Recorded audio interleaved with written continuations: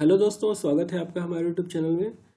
आज हम लोग बात करने वाले हैं बार के इंटरव्यू के बारे में। मैंने इंटरव्यू दिया है 16 नवंबर को मैकेनिकल ब्रांच से। तो चलिए उन्हीं सब चीज़ों के बारे में बात करते हैं, कैसा इंटरव्यू मेरा गया और कितने ड्यूरेशन तक चला, क्या क्या सवाल पूछे गए, सारा डिटेल में बात करेंगे।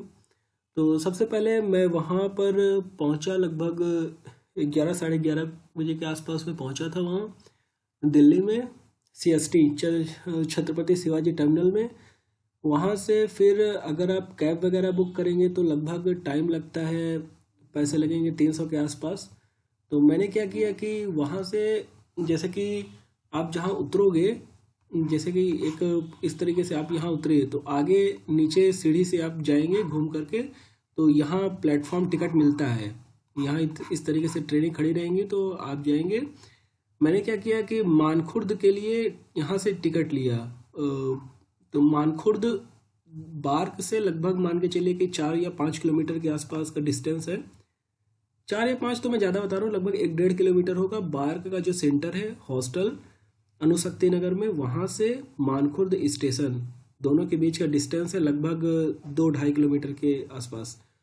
तो यहाँ से आप मानखुर्द के लिए लोकल पकड़ेंगे तो CST से मानखुर्द पहुँचा देगी आपको। लगभग मान के चलिए कि 1 घंटे के आसपास समय लगेगा, 40-45 मिनट।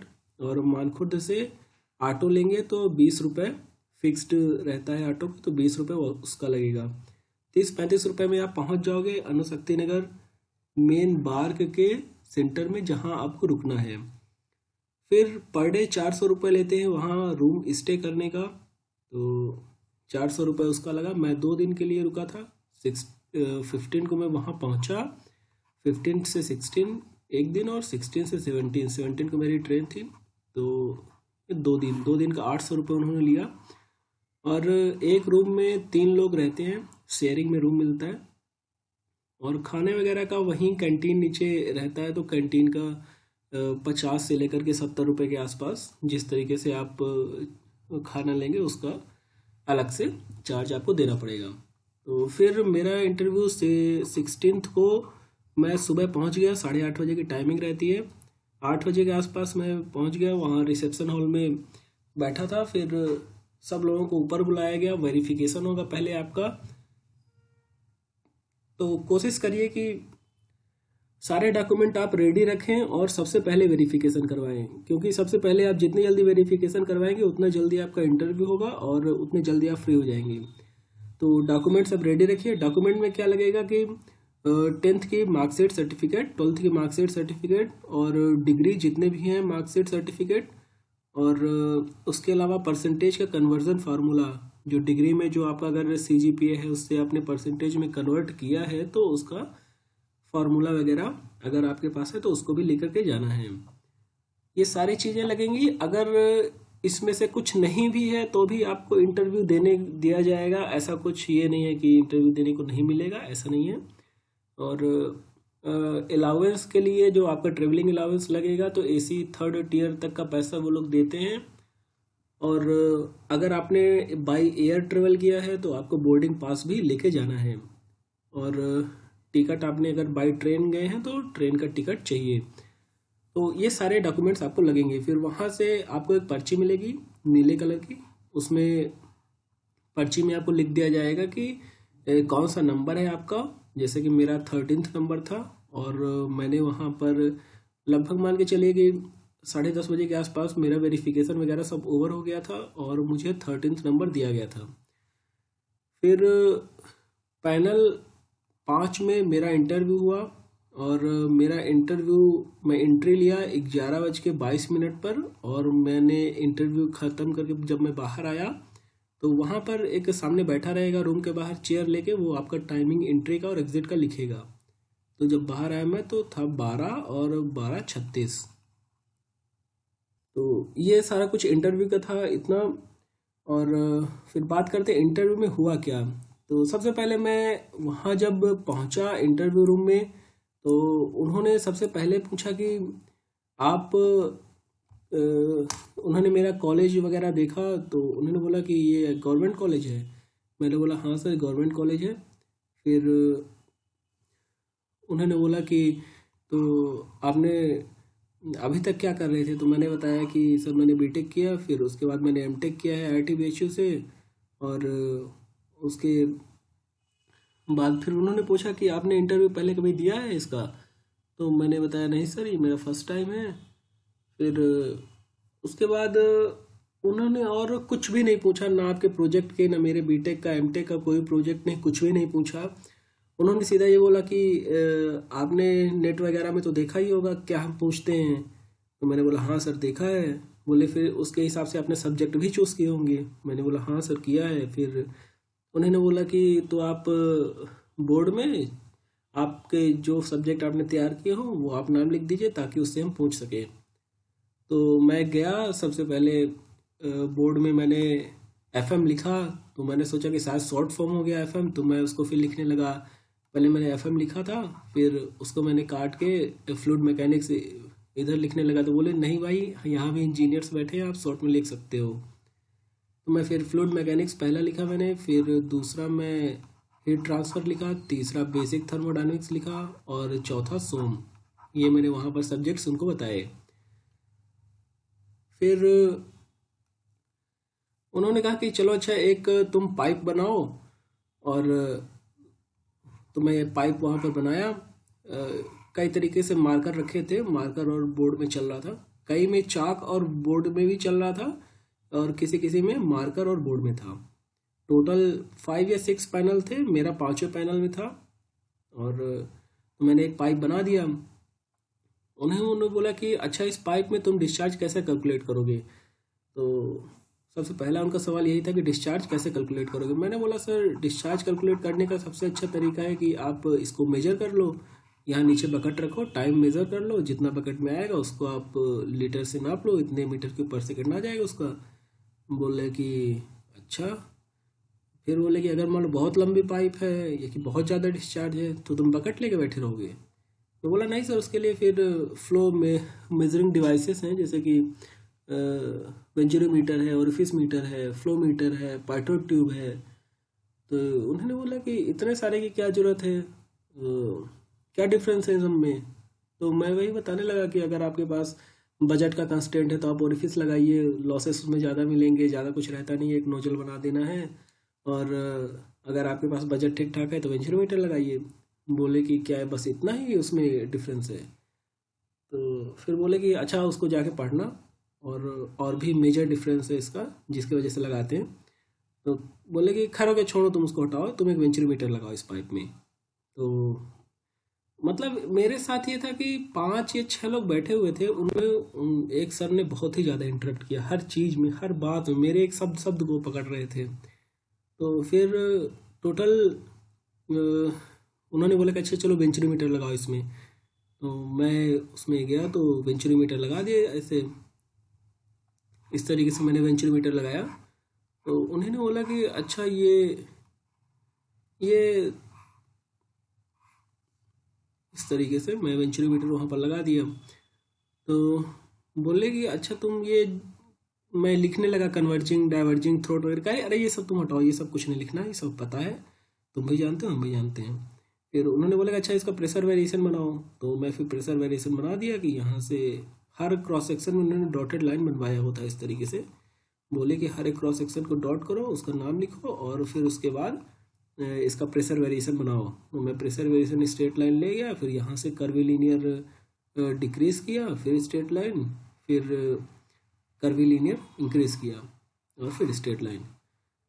तो मैंने उनसे पहले पूछ लिया था कि फ्लूइड आइडियल है कि कैसा है। तो उन्होंने बोला था कि तुम चलो जो तुम्हारा मन हो वो मान लो। तो मैं बोला कि सर मैं आइडियल मान के कर रहा हूँ।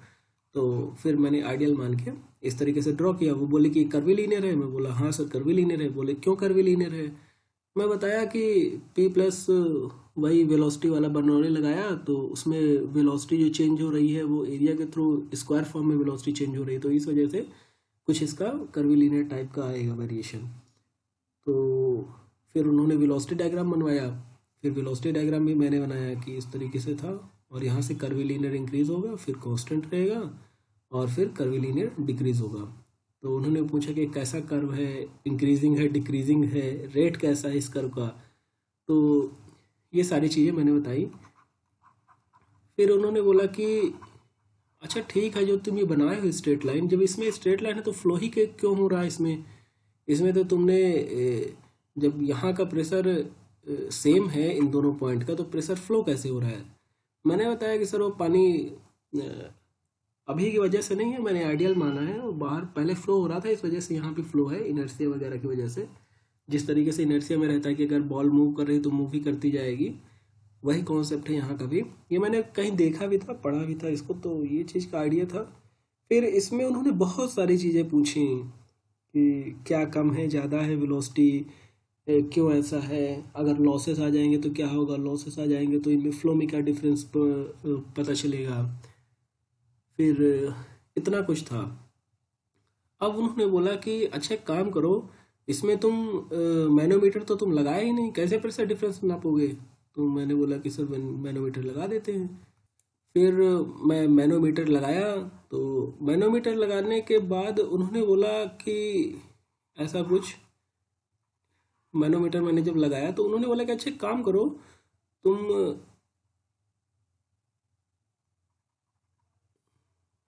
तुम एक काम करो, इस मैनोमीटर को नीचे ना लगा करके उल्टा लगाओ, इसको तुम ऊपर लगाओ। फिर जब मैं ऊपर लगाने लगा तो वो बोले कि कभी देखा है तुमने अपनी ज़िंदगी में किस तरीके से मैनोमीटर वेंचुरीमीटर में कभी ऊपर मैनोमीटर लगा हो? मैं बोला कि सर देखा तो नहीं है, लेकिन मैनोमीटर का काम ही यही है कि प्रेशर डिफरेंस मेजर करना, तो आप नीचे लगाओ चाहे ऊपर लगाओ मेजर कर ही देगा। तो फिर बोले कि अच्छा चलो, तुम पानी इधर से तुम फ्लो करा रहे हो, हम उल्टा करा दे तो? मैं बोला सर उल्टा करा, फिर वो बोले कि नहीं, उसके पहले कुछ बोल रहे थे, तो मैं वहाँ पर इनको ये जो यहाँ पर बनता है ड्रैग वगैरह, उसका मैंने कॉन्सेप्ट बताया और उसकी वजह से बताया कि डाइवर्जिंग नेचर का है। उन्होंने बोले कि अच्छा चलो, तुम पाइप इधर से हम पानी नहीं फ्लो कराना चाह रहे हैं, हम अपना सोर्स उधर लेके इधर से हम पाइप फ्लो कराना चाहते हैं, तो ये तुम जो कन्वर्ज डाइवर्ज ये सब बता रहे हो तो धरा का धरा रह गया तुम्हारा। मतलब वो लिटरली उनका यही यही वो बोल ही रहे थे कि तुम्हारा सब धरा का धरा रह गया है तुम्हारा वेंचुरी, जो तुम प्रॉब्लम के लिए ये सब कर रहे हो वो तो यहाँ फिर हो जाएगा उस तरीके से। तो मैं बोला कि सर तब वेंचुरोमीटर हम नहीं यूज़ करेंगे, वेंचुरोमीटर अब एक ही डायरेक्शन में फ्लो करिए, उसी के लिए है। अगर आपको ऐसा इधर से भी लगाना है उधर से भी लगाना है तो फिर आप ओरिफिस मीटर लगाइए, क्यों वेंचुरोमीटर लगवा रहे हैं? तो ऐसा कुछ था, मतलब बहुत देर तक चला। फिर उन्होंने मैनोमीटर ऊपर लगवाया, फिर मैनोमीटर ऊपर जब मैं ऐसे लगा दिया तो बोले यार तुमने तो ये मिरर इमेज बना दिया। फिर इस पे वो बहुत कुछ यार जानना चाह रहे थे, मैं उतना समझ नहीं पाया क्या वो जानना चाह रहे हैं। लेकिन जो सर मतलब टोकते थे तो बहुत उन्होंने स्ट्रेस दिया इस बात पे, उसमें कुछ उनको जानना था। फिर उन्होंने बोला कि अच्छा ये बात बताओ, तुम ये मरकरी जब भारी है ये, तो ये नीचे क्यों नहीं आ जा रहा है? इसमें नीचे ये मरकरी आ करके और इस पानी के साथ बह जाए। ये मरकरी जो भारी है, वो एग्जाम्पल दे रहे थे कि उनके सामने एक बॉटल रखा था, बोले हम मरकरी यहाँ रखेंगे तो मरकरी डूब जाएगा कि ऊपर ही रहेगा? मैं बोला मरकरी भारी होता है, वाटर से नीचे आ जाएगा, वाटर ऊपर चला जाएगा। बोले तो जब ये मरकरी यहाँ रखा हुआ है, वाटर तुम्हारा नीचे है, तो ये मरकरी नीचे आकर के यहाँ बह क्यों नहीं जाता? तो मैं बोला कि सर उतना प्रेशर डिफरेंस ही नहीं है। इस तरीके से जो मुझे समझ में आ रहा था मैं जवाब दे रहा था कि इतना डिफरेंस ही नहीं है, ये तो प्रेशर डिफरेंस मेजर कर रहा है ना 2 पॉइंट का, और 2 पॉइंट का प्रेशर डिफरेंस इतना नहीं है कि ये कॉलम नीचे तक आ जाए, या कि आप इतना प्रेशर ले आओ इस पॉइंट पे, इन दोनों का डिफरेंस इतना ज़्यादा रहे कि ये कॉलम को पार कर जाए, तो शायद है कि वो उधर चला जाएगा। इस तरीके से बहुत कुछ इसमें उन्होंने पूछा, तो लगभग मैक्सिमम टाइम तो यही ले गया। फिर बोले कि अच्छा चलो ये सब तुम अब मिटा दो। फिर बोले कि ये सब मिटा करके एक काम करो कि जैसे मैंने दूसरा सब्जेक्ट लिखा हुआ था हीट ट्रांसफ़र, तो फिर वो हीट ट्रांसफ़र में आ गए और बोले कि हीट ट्रांसफ़र में उन्होंने बोला कि एक काम करिए, मतलब उस तरीके से बोलने लगे थे, एक काम करिए मिश्रा जी, आप 2 स्पेयर ले लीजिए। तो इस तरीके से बोले कि एक स्पेयर आप 10 सेंटीमीटर का लीजिए और एक स्पेयर आप लीजिए 5 सेंटीमीटर का, और हमने इसको 700 डिग्री सेल्सियस तक गर्म किया दोनों को, और इसको हमने लटका रखा है, स्ट्रिंग लगा करके दीवार में ऊपर लटका रखा है कमरे से। अब मैं क्या करता हूँ कि मैं 5 घंटे बाद आता हूँ और मैं ये देखता हूँ कि इसका टेम्परेचर है 300 डिग्री सेल्सियस, और इसका टेम्परेचर कितना होगा, ये उनका सवाल था। तो मैं जब कुछ देर में सोचा, फिर मैं इक्वेशन वगैरह लिखने लगा, T minus T infinity upon T not minus T infinity. तो मतलब बहुत ही एकदम नॉर्मल माहौल रहता है। वो बोले कि अरे इतना इक्वेशन नहीं लिखना है, सीधे तुम बताओ कि 290 होगा कि 310 होगा, 290 होगा कि 310 होगा। और इतना इक्वेशन लिख करके हमको एग्जैक्ट वैल्यू नहीं चाहिए। तो एक दूसरे थे, बोले कि इंटरव्यू आपका चल रहा है कि उसका चल रहा है, आप उसको लिखने दीजिए, इतने दूर से आया है पैसे खर्च करके, आप उसको इक्वेशन भी नहीं लिखने देंगे। तो इस तरीके से पूरा एकदम हंसी का माहौल था। फिर मैं यहाँ पर लिखा, और इस तरीके से मैं वहाँ पर लिखा। और वो बोले कि अच्छा चलो, तुम इक्वेशन जो भी लिख रहे हो, जो भी कर रहे हो, तुम ये बताओ कि 290 310।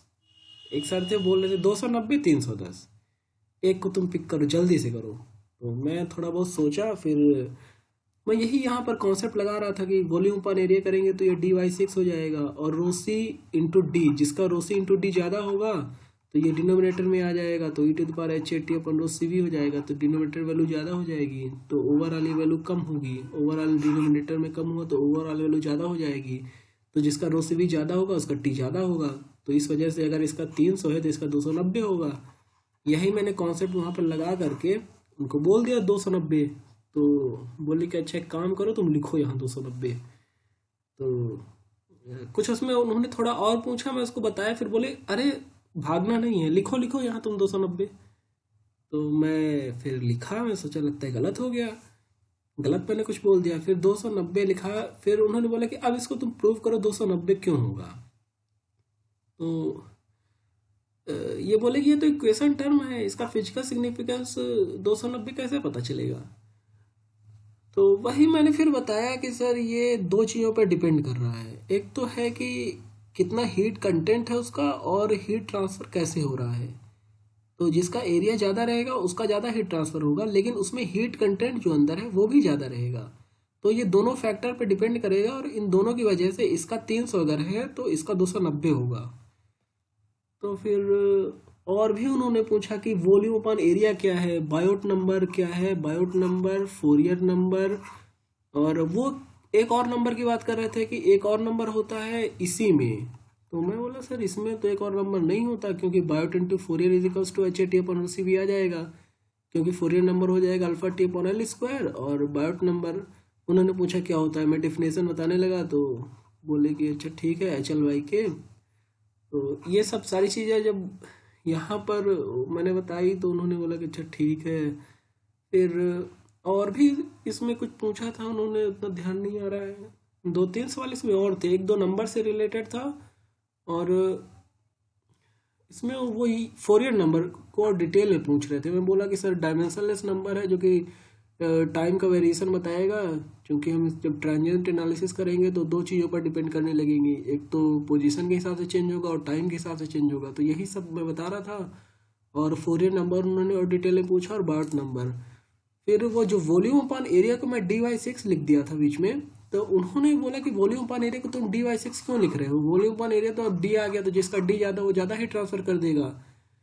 तो मैं बोला कि सर इस तरीके से नहीं है, यहाँ पर जो v है वो बता रहा है कि कितना हीट वो कंटेंट करेगा, और a केवल बताएगा कि कितना हीट ट्रांसफ़र होगा। इस तरीके से मैं कुछ उनको एक्सप्लेन करने की कोशिश कर रहा था।